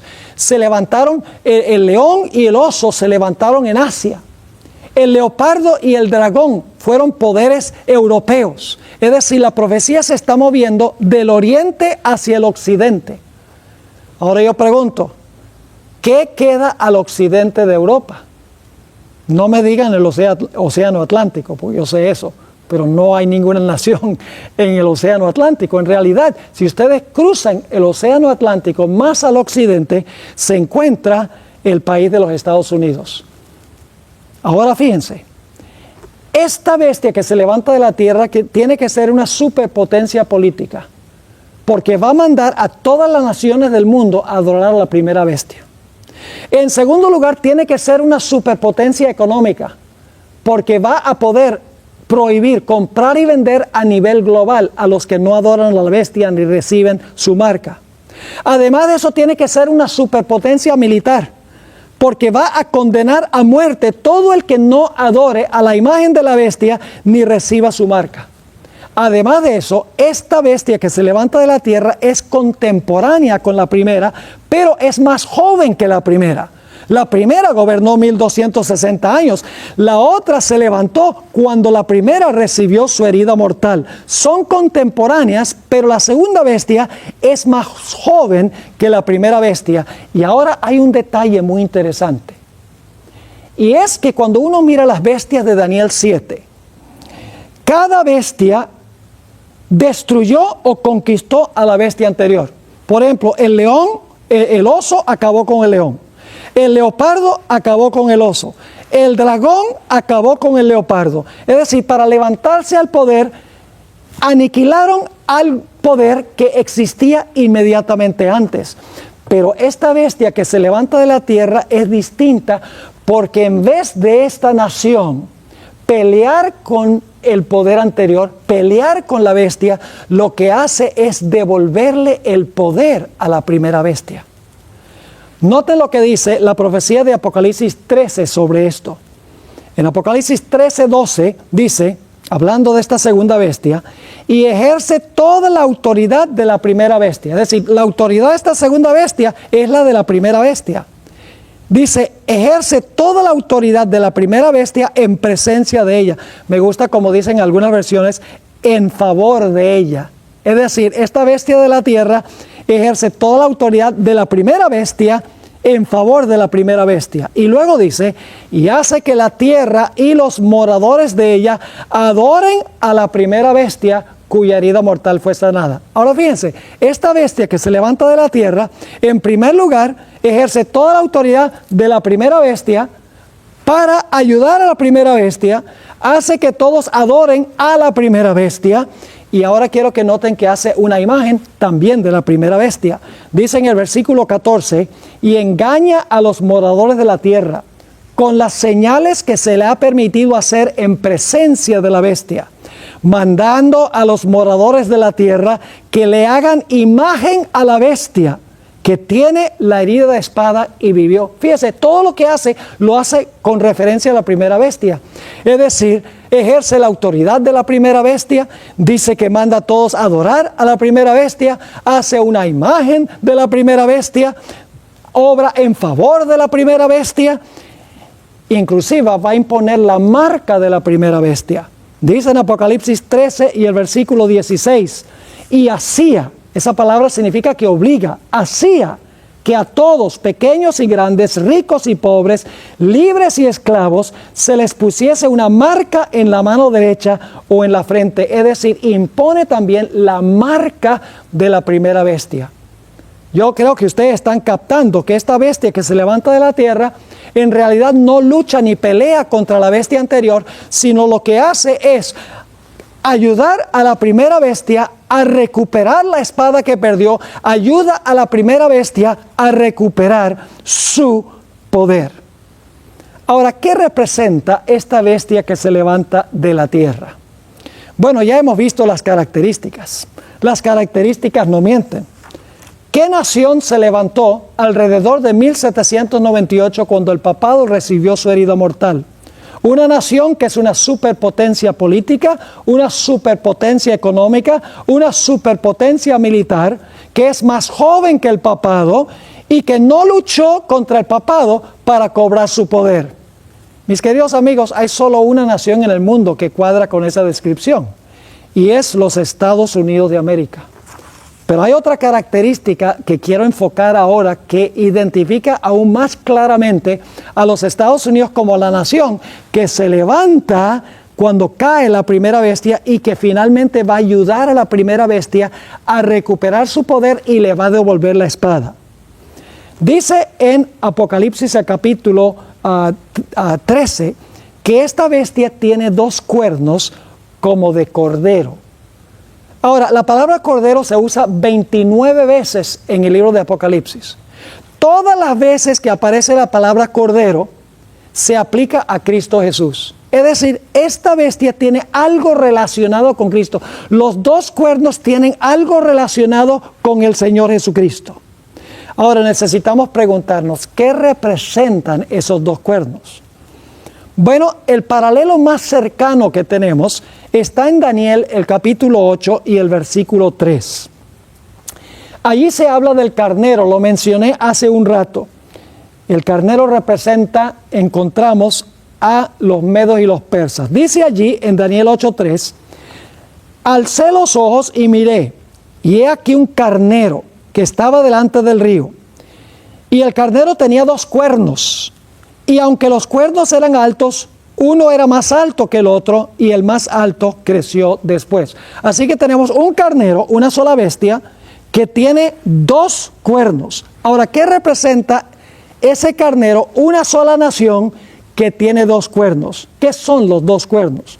No hay que adivinar, porque el capítulo 8 y el versículo 20 de Daniel nos dice, en cuanto al carnero que viste, que tenía dos cuernos, estos son los reyes de Media y de Persia.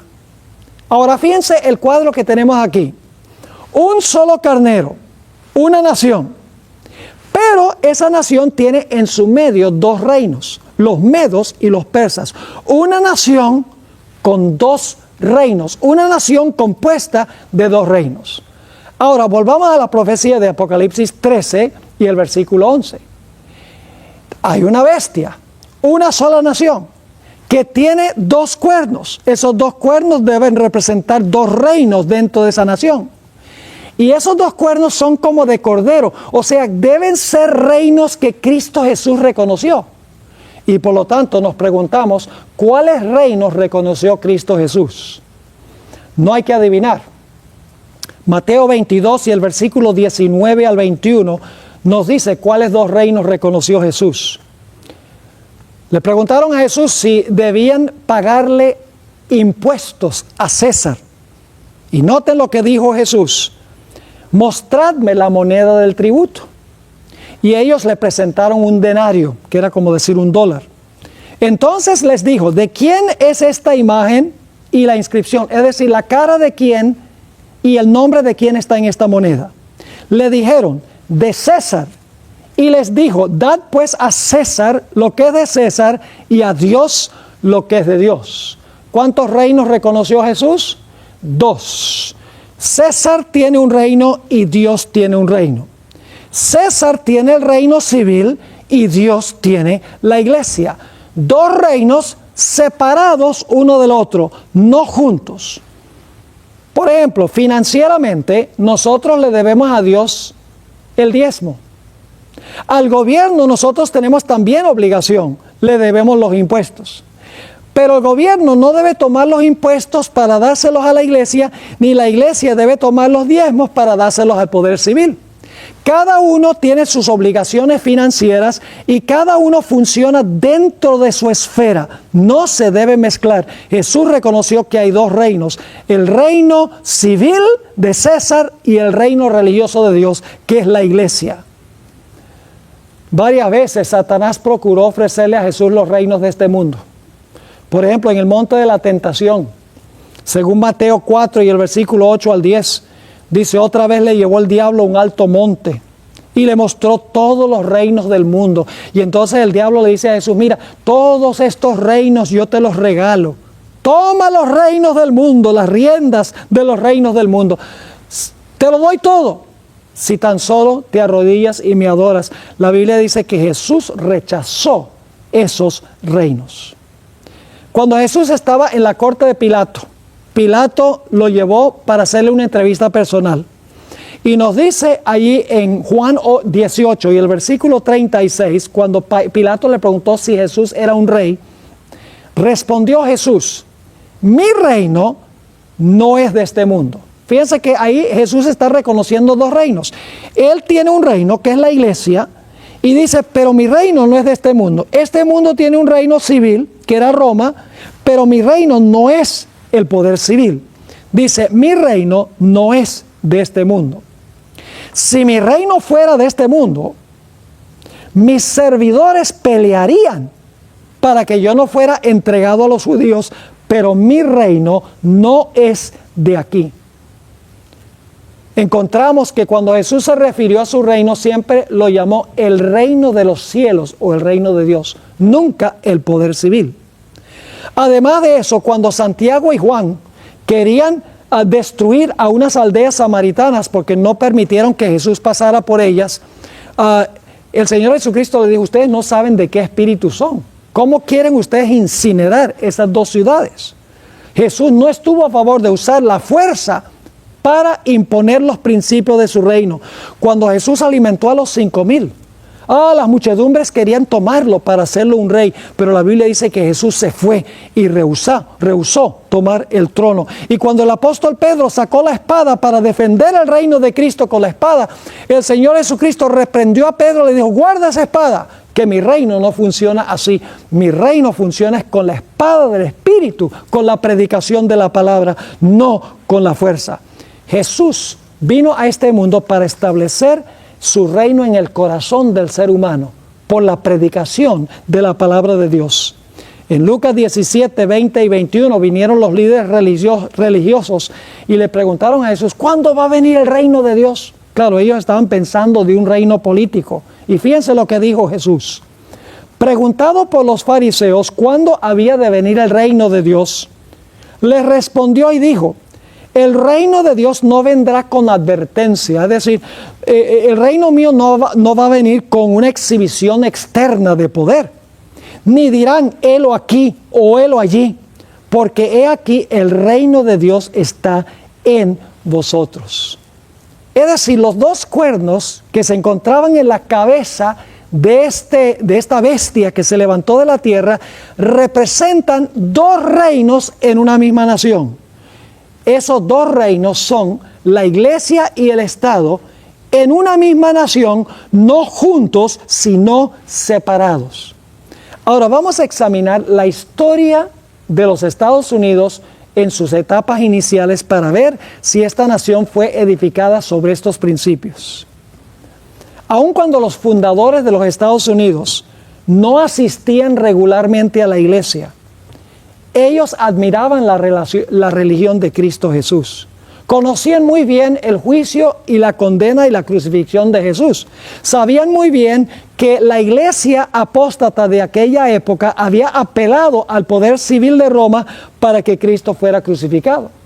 En sus escritos ellos demuestran que ellos entendían que los judíos usaron al gobierno romano para perseguir a los apóstoles cuando predicaban el evangelio. Sabemos que también los fundadores de los Estados Unidos conocían lo que había pasado en la época colonial de la historia de los Estados Unidos. En la época de la colonia, cualquier persona que no pertenecía a la iglesia establecida, se le quitaban sus derechos civiles. El Estado era el que pagaba a los ministros. Si la persona no iba a la iglesia los domingos, los castigaban con azotes o con encarcelamiento. Y en 3 de esas colonias había un decreto de muerte en los libros contra cualquier persona que fuera rebelde y no quisiera ir a la iglesia los domingos. Además de eso, solo personas que pertenecían a la iglesia podían ocupar puestos en el gobierno civil. Había persecución porque había una mezcla entre la iglesia y el Estado. Los padres constitucionales de los Estados Unidos conocían la historia de la época de la colonia. También conocían la historia de la iglesia durante el periodo de dominio papal. Muchas veces los padres que fundaron esta nación hablan y escriben sobre la Inquisición y las persecuciones que se lanzaron contra los hijos de Dios durante los 1260 años. Quisieron fundar en este país un tipo de gobierno distinto al gobierno que existía en Europa, donde la iglesia romana usaba a los poderes civiles para imponer su religión por la fuerza. Los documentos que fundaron esta nación fueron en 1776 la Declaración de Independencia, que dice que todos los seres humanos son creados iguales y tienen ciertos derechos inalienables, es decir, que nadie les puede quitar. Y esos derechos constan de vida, libertad y la búsqueda de la felicidad. En 1787 se ratificó la Constitución de los Estados Unidos, que declara que el gobierno debe ser un gobierno del pueblo, para el pueblo y por el pueblo. Y en el año 1791 se ratificaron las primeras 10 enmiendas a la Constitución de los Estados Unidos. Y estas 10 enmiendas garantizan plena libertad civil y libertad religiosa. ¿Y saben lo interesante? 1776, 1787, 1791 los documentos que fundaron la nación. Y luego, en 1798, la herida mortal al papado. Cuando estaba por caer la bestia anterior, se estaba levantando ya el poder de la tierra que menciona Apocalipsis 13 y el versículo 11. Ahora, un examen cuidadoso de los escritos de los fundadores de los Estados Unidos demuestra claramente que los fundadores creían en una separación radical entre la iglesia y el Estado. Ellos sabían qué sucedía cuando la iglesia usaba el poder civil. Así que ellos dijeron, en esta nación vamos a tener 2 reinos, vamos a reconocer 2 reinos que funcionan separadamente. La iglesia no va a interferir con el poder civil y el poder civil no va a interferir con la iglesia. Se conoce como republicanismo, es decir, una república, y protestantismo, que significa un gobierno del pueblo, para el pueblo y por el pueblo, Protestantismo significa una iglesia donde hay democracia, donde todo el poder no fluye de arriba hacia abajo. Porque durante la Edad Media, el rey gobernaba en todos los asuntos. Lo que decía el rey era ley. Todo el poder fluía de arriba hacia abajo. Y en la iglesia también, todo el poder fluía del Papa hacia abajo. Lo que decía el Papa iba en asuntos religiosos. Y lo que decía el rey iba en asuntos civiles o políticos. Pero los fundadores de los Estados Unidos establecieron un sistema radical, donde el gobierno sería del pueblo, para el pueblo y por el pueblo. Un gobierno a donde el poder no fluye de arriba hacia abajo, sino que fluye de abajo hacia arriba. Y a donde hay plena libertad civil y también religiosa. Quiero leerles una cita que se encuentra en uno de mis libros favoritos. Se llama El conflicto de los siglos.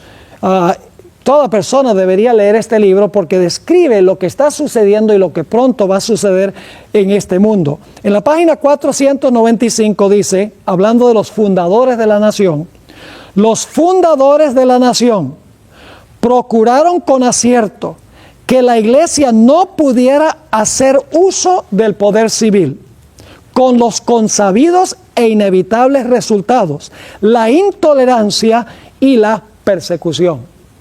Los fundadores dijeron, ya aquí la iglesia no va a poder usar el poder civil, ni el poder civil va a poder inmiscuirse en las cosas de la iglesia. Ahora voy a tomar tiempo para leer algunos escritos de los fundadores de los Estados Unidos, para que ustedes puedan ver estos dos cuernos, una sola nación que reconoce los mismos dos reinos que reconoció Cristo, el Cordero de Dios. Esos dos cuernos representan libertad civil y religiosa, un gobierno civil y religioso donde cada uno funciona en su propia esfera. Permítame primero leer una cita que viene de George Washington, el primer presidente de los Estados Unidos. Escribió lo siguiente: él presidió la reunión donde se ratificó la Constitución de los Estados Unidos. Dijo lo siguiente: nunca hubiera colocado mi firma sobre la Constitución que fue redactada por la Convención sobre la cual tuve el honor de presidir, si hubiera albergado la menor duda de que ésta iba a poner en peligro los derechos religiosos de cualquier sociedad eclesiástica. Y si hoy pudiese concebir de algún momento en el futuro en que el gobierno general se administrase de tal manera que la libertad de conciencia estuviese en peligro, les aseguro que nadie sería más celoso que yo en establecer barreras en contra de los horrores de la tiranía espiritual y de toda índole de persecución religiosa. Pues ustedes se acordarán que a menudo he expresado mi sentir de que cualquier persona que se porta como buen ciudadano y que es responsable solo ante Dios por sus opiniones religiosas debe ser protegido al adorar a Dios de acuerdo a los dictados de su propia conciencia. Fíjense, libertad civil y religiosa, que viva como buen ciudadano, pero en sus opiniones religiosas el gobierno no puede interferir.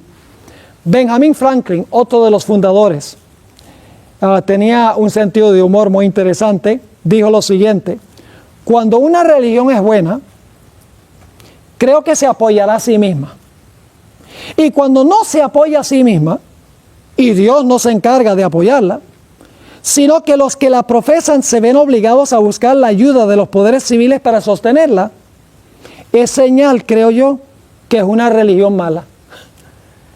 Ahora veamos qué dijo Thomas Jefferson, uno de los redactores de la Constitución de los Estados Unidos.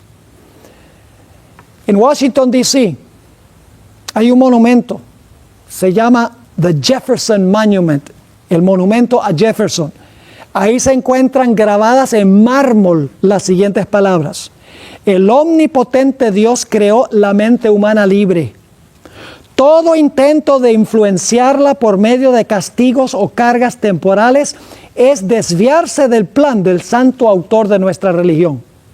Y luego dice esto: ninguna persona se verá obligada a frecuentar o apoyar ningún ministerio o culto religioso, ni sufrirá por causa de sus opiniones o creencias en materia de religión, sino que todos tendrán la libertad de profesar y defender por la argumentación sus propias opiniones en materia de religión. Ahí está la separación de la iglesia y el Estado.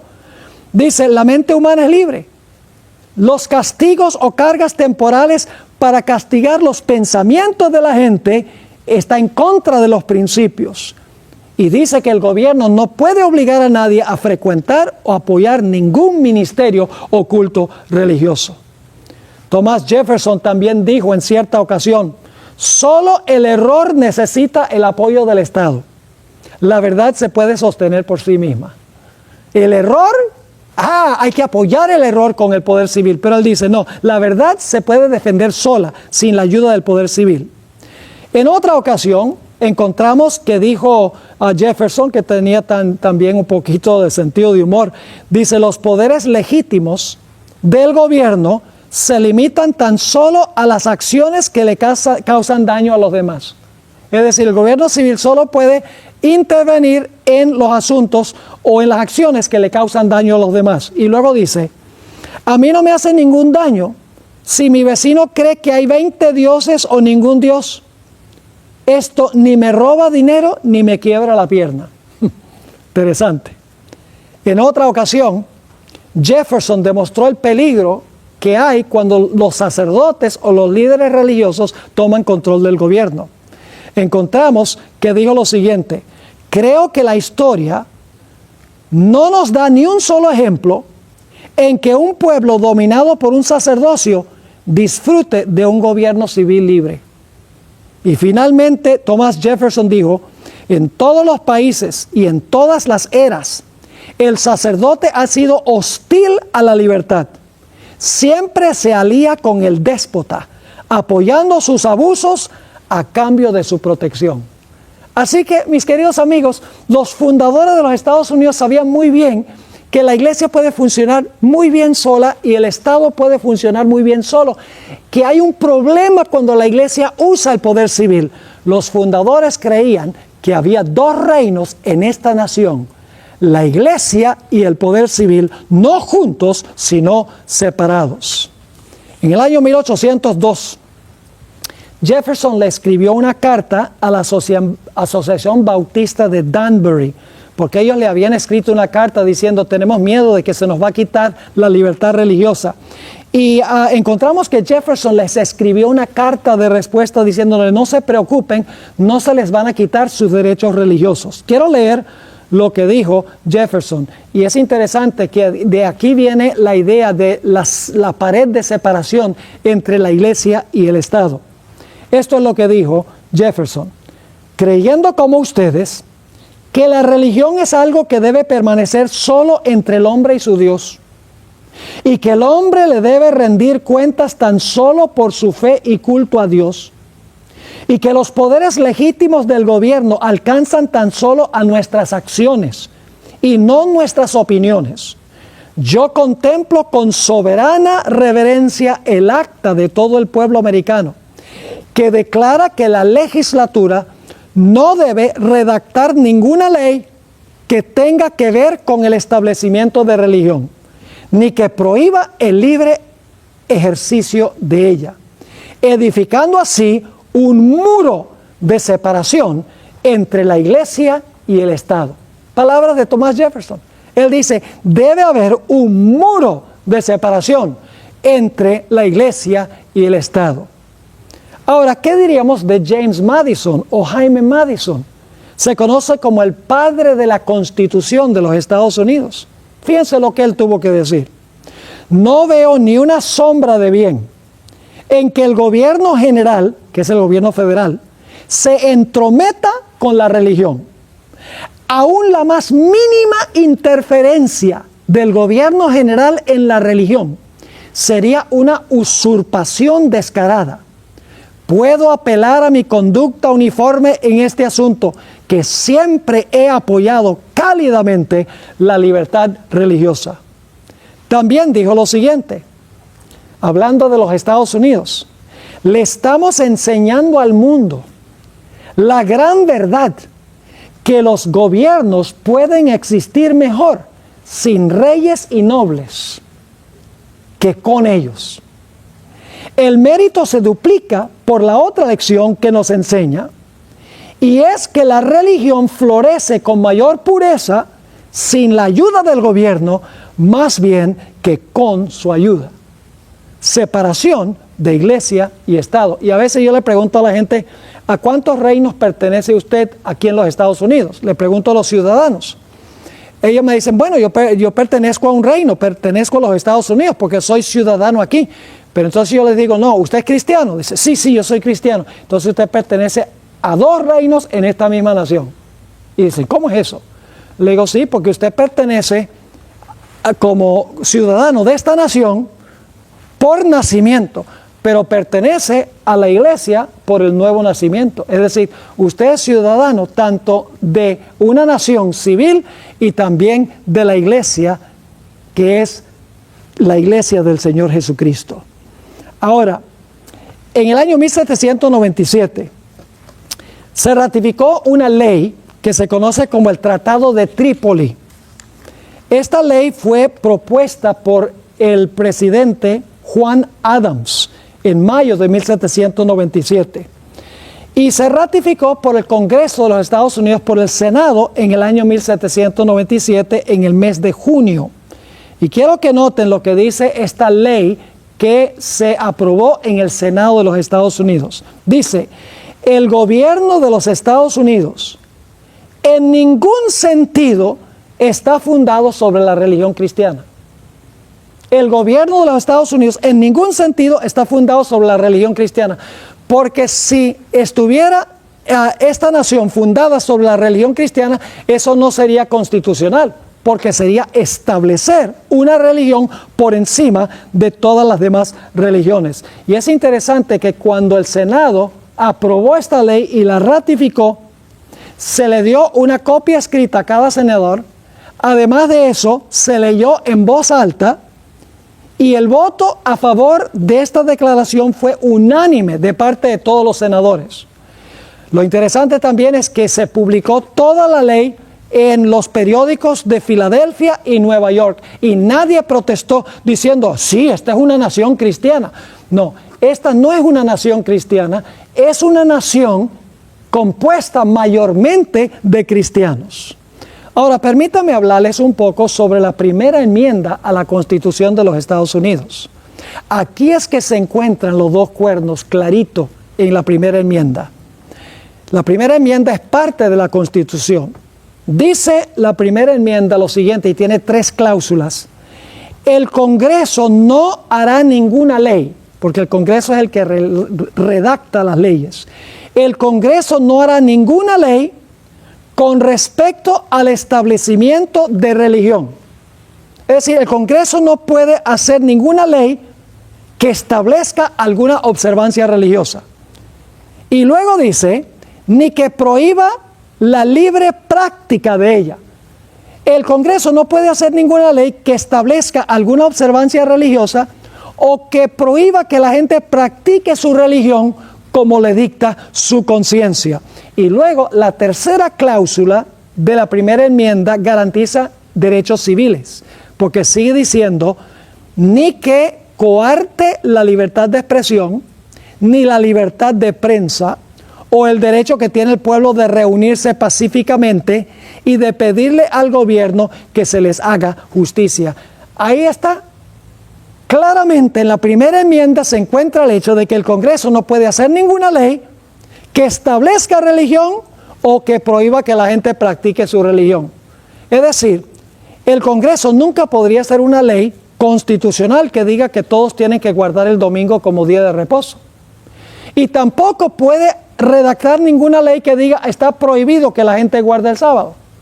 Porque el gobierno civil no puede meterse en asuntos de religión. Está prohibido. Gobiernan solo en asuntos civiles, no en asuntos religiosos. Algunas personas dicen, bueno, pero la expresión separación de iglesia y Estado no está en la Constitución. Eso es verdad, la expresión separación de iglesia y Estado no está en la Constitución. Pero en la primera enmienda está claro, porque se garantiza allí que el gobierno no puede establecer ninguna observancia religiosa, ni puede prohibir que la gente practique su religión, y también garantiza derechos civiles. Es decir, garantiza lo que significan los dos cuernos: libertad civil y libertad religiosa. La existencia simultánea de la iglesia y el Estado, no juntos, sino separados. Ahora debemos ir al final de la historia. Apocalipsis 14, 6 y 7. Presenta el mensaje final de Dios a este mundo. Dice: vi volar por en medio del cielo a otro ángel que tenía el evangelio eterno, para predicarlo a los moradores de la tierra, a toda nación, tribu, lengua y pueblo. Fíjense que este es un mensaje de Dios a todo el mundo. ¿Y qué dice este mensaje? Diciendo a gran voz: temed a Dios y dadle gloria, porque la hora de su juicio ha llegado. Y ahora viene la parte que quiero recalcar: y adorad a aquel que hizo el cielo y la tierra, el mar y las fuentes de las aguas. Fíjense, esta declaración de Dios, este anuncio de Dios, manda a los seres humanos que adoren a Dios, porque Dios es el creador. Ahora, el lenguaje de este mensaje viene del cuarto mandamiento, el mandamiento del sábado. Lo que está diciendo aquí es que el último mensaje de Dios es que el mundo debe adorar a Dios, porque Dios es el creador. Y la señal del creador, como vimos en nuestro último estudio, es el santo sábado. Usted no puede decir adoremos al creador e ignorar el sábado, porque el sábado es la señal que Dios dio, que Él es el creador. Ahora, la Biblia también dice que hay otro poder que va a exigir adoración, y va a tener también su marca o su señal. En Apocalipsis 14, 9 al 11, el mensaje del tercer ángel dice: y el tercer ángel lo siguió diciendo a gran voz: si alguno adora a la bestia y su imagen, y recibe su marca en su frente o en su mano. Es decir, hay dos marcas al final de la historia. En primer lugar está la marca que identifica al creador, su señal, que es el santo sábado. La bestia, que hemos identificado como el papado, también tiene su marca o tiene su señal de lealtad. Y algunos dicen: ¿está usted diciendo entonces que el conflicto final va a tener que ver con el sábado y el domingo? ¿Es cuestión de días? Escúcheme bien, no es cuestión primordialmente de días. El día que usted guarda sencillamente demuestra cuál autoridad está usted aceptando. Por ejemplo, si usted guarda el santo sábado, usted está diciendo: yo reconozco que Dios es el creador de los cielos y la tierra, y yo acepto la autoridad de Dios. Pero si usted guarda el domingo como día de reposo, usted está tomando la señal del que profesa haber cambiado la ley de Dios, y está aceptando la autoridad de la bestia. Es decir, no es cuestión de días. La cuestión de los días es para probar cuál autoridad obedecemos nosotros. Es como en el huerto del Edén. Dios colocó un árbol en el huerto y le dijo a Adán y Eva: no coman de este árbol. El asunto no era asunto de árboles. Dios le dijo: pueden comer de todos, pero no de este. El asunto no era el árbol. Al respetar el árbol de Dios, iban a respetar su autoridad. Si comían del árbol, indicaba que estaban irrespetando la autoridad de Dios. Es decir, el conflicto final va a tener que ver con el día de reposo que usted guarda, ya sea el día de reposo del Creador, el santo sábado, el mensaje del primer ángel que leímos, o si usted va a aceptar la marca o la señal de la bestia, que es el día rival que estableció cuando cambió la santa ley de Dios. Ahora vamos a repasar la secuencia que hemos estudiado, la secuencia profética, porque ustedes notarán que es muy fácil saber a dónde estamos nosotros en la historia cuando seguimos la cadena profética. Vamos a repasar. La profecía comienza con Babilonia en los días de Daniel. Perfecto. Luego continúa con Medo-Persia. Luego continúa con Grecia. Luego continúa con el Imperio Romano. Luego el Imperio Romano se divide en 10 reinos, año 476. Luego surge el papado, año 538, domina por 1260 años hasta el año 1798. En 1798 recibe una herida mortal. Por un tiempo el papado está inactivo y en ese tiempo estamos ahora. Pero luego dice que después de un tiempo de inactividad, la bestia o el cuerno pequeño, que ya hemos identificado como el papado, dice que se le va a sanar la herida mortal y todo el mundo se va a maravillar tras ese sistema. Y va a recibir la marca de ese sistema. Y va a adorar la imagen de ese sistema, que es una imagen que levanta a los Estados Unidos. Es decir, en los Estados Unidos se va a unir la iglesia con el Estado como lo hizo el papado. Esa es la imagen de la bestia, es un reflejo del sistema que tenía la bestia en el pasado. Entonces yo pregunto, ¿a dónde estamos nosotros hoy? Nosotros estamos al final de la cadena.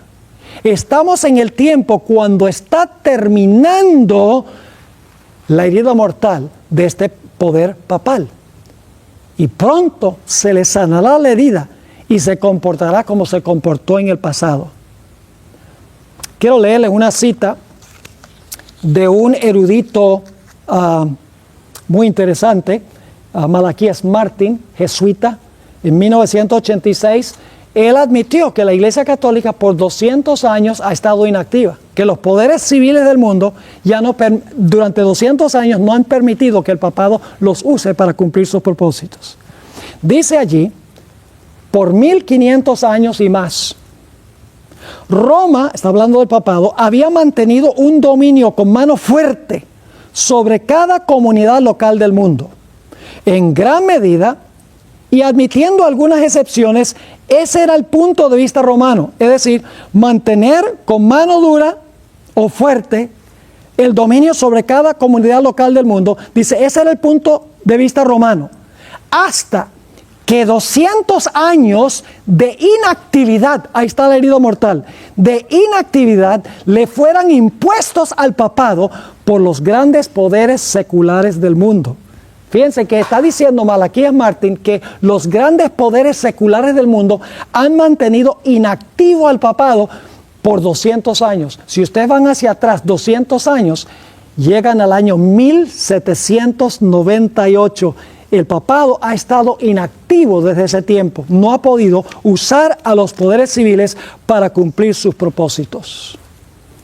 Así que ahora estamos en Filadelfia para la visita del Papa. Millones de personas de todas las religiones y de todos los países han hecho grandes sacrificios para rendirle homenaje a Francisco I. La relación entre el papado y los Estados Unidos se vuelve cada día más íntima. Los Estados Unidos comenzó esa relación íntima cuando se alió con el papado para tumbar lo que antes fue la Unión Soviética, la cortina de hierro. Se le llamó la Santa Alianza. El papado ayudó al presidente Obama para establecer relaciones o restablecer relaciones diplomáticas con Cuba. El papado está ayudando a los Estados Unidos para cerrar pero para soltar a los prisioneros o llevarlos a otro sitio de Guantánamo en Cuba también. El Papa ha dado un discurso ante el Congreso Conjunto de los Estados Unidos y se ha encontrado con el presidente Barack Obama en la Casa Blanca para hablar de asuntos políticos del gobierno. Ahora mi pregunta es, ¿a dónde están mirando hoy los cristianos para el cumplimiento de las profecías? La mayoría de los cristianos están mirando allá al Medio Oriente, están viendo a Israel, están viendo a Siria, ISIS, todos los eventos allá. Y mientras tanto las profecías que hemos estudiado demuestran que las profecías se están cumpliendo en Roma y en los Estados Unidos y la gente no lo ve porque está mirando a donde el conflicto no es. Ahora, quiero leer un versículo de la Biblia y luego una cita de un arzobispo católico de hace tiempo. En Juan 17:14 el Señor Jesucristo dijo que el mundo va a odiar a los que son de Él, a su verdadera iglesia. En su oración a su Padre, Jesús le dice, yo les he dado a mis discípulos tu palabra, y el mundo los aborreció, porque no son del mundo, como tampoco yo soy del mundo. Es decir, Jesús está diciendo, mi iglesia no es del mundo, y por eso el mundo odia a mi iglesia. Pues resulta que en el año 1955, el arzobispo Fulton Sheen, apologista del papado y pionero de radio y televisión de la iglesia romana, dijo algunas palabras muy interesantes por radio. Esto fue en 1955, cuando en los Estados Unidos se tenía mucha sospecha del papado y la gente no quería al papado en los Estados Unidos. Esto fue lo que dijo este apologista de la Iglesia Católica, Fulton Sheen. Dice, si yo no fuera católico y estuviera buscando la verdadera iglesia en el mundo hoy, buscaría la iglesia que no se lleva bien con el mundo. Interesante, dice, si yo no fuera católico, yo buscaría la iglesia que no se lleva bien con el mundo. En otras palabras, buscaría la iglesia que el mundo aborrece. Mi razón en hacer esto sería que si Cristo está presente en alguna de las iglesias del mundo actual, entonces debería ser odiado, así como lo fue cuando anduvo sobre la tierra en la carne. Si usted desea descubrir a Cristo hoy, entonces busque la iglesia que no se lleva bien con el mundo. Busque una iglesia que es aborrecida por el mundo, así como Cristo fue aborrecido por el mundo. Esas palabras las habló cuando en los Estados Unidos los protestantes veían con sospecha al papado y no querían al papado. Y como él era apologista de la iglesia católica, él dice, si ustedes quieren conseguir la verdadera iglesia, busquen la iglesia que la gente no quiere. En su época la gente no quería la iglesia romana. Pero yo pregunto, ¿sucede lo mismo hoy? Mis queridos amigos, hoy en día están esperando 2 millones de personas en Filadelfia para rendirle homenaje a Francisco I. En la profecía de Apocalipsis 13 y el versículo 3 nos dice en cuanto a la bestia cuando se le sane su herida mortal. Y vi una de sus cabezas como herida de muerte, pero su herida mortal fue sanada y se maravilló toda la tierra en pos de la bestia. ¿Será posible que todos los que se están maravillando hoy en día en Filadelfia, viniendo de todos los países del mundo, representantes de todas las religiones del mundo, rindiéndole homenaje no solo a Francisco I, sino también al sistema que él representa, que denotan amor y cariño para con esta organización que presenta la profecía? ¿Será que estas personas sencillamente están ciegas a la realidad que presentan las profecías? La Biblia nos dice que cualquiera que termina adorando a la bestia, su imagen o recibiendo su marca, la ira de Dios caerá sobre esa persona. Por esa razón he tomado el tiempo para hacer esta presentación, no para enojar a nadie, no para que la gente diga, ay, mire, cómo